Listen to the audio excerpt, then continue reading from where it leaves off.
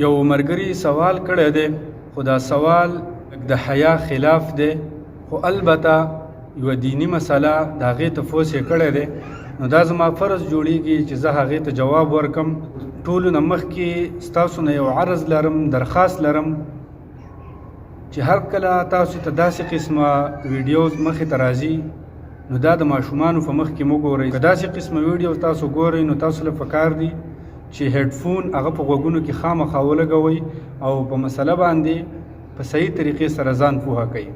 راځو د مسلې طرف ته. مسله دا تفصیلي ده چې کله یوه زنانه هغه حامله شي نو د هغې سره کوروالی کول په شریعت کې جایز دي او که نه.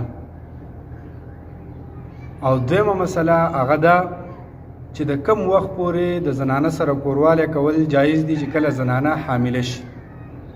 راځو د اولې خبرې طرف ته چې کله زنانه حامله شي نو د هغې سره کوروالی کولی شي او که نه. جواب دا دی چې کله زنانه حامله شي نو د هغې سره کوروالی کولی شي. شرعاً په دې کې هیڅ ممانعت نشته دی. په شریعت کې د دې په باره کې هیڅ قسمه منع نه ده راغلي چې کله یوه زنانه حامله شي نو ته به د هغې سره کوروالی نه کوې او خاص تعلق به ورسره نه قایمې. شرعاً ممنوع نه دي. خو البته چې کله بعضې زنانه هغه کمزوري وي او ډاکټران دوی منع کي نو دا یوه ډاکټري مسله ده، خو شرعاً په دې کې څه ممانعت نشته دی.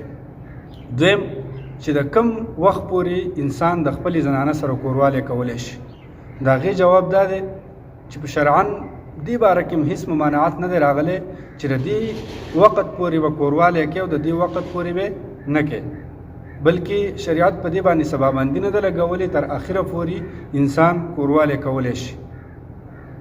او بعضې مسلمانان زمونږ ورونه هغه دا ګناه ګڼي چې کله زنانه د حمل په دوران کې او د دې زنانه سره کوروالی وشي نو د هغې په ذهن او دماغو کې دا دي چې دا د ګناه کار دی. نو د دې نه ځان خبرول پکار دي چې په دې کې هیڅ قسمه ګناه نشته دی چې کله زنانه حامله او د هغې سره کوروالی وکړی شي. نو امید لرم چې تاسو به د دې مسلې په مقصد باندې رسیدلی یئ او په دې مسله باندې به تاسو پوه شوي وئ. نو اجازت راکئ.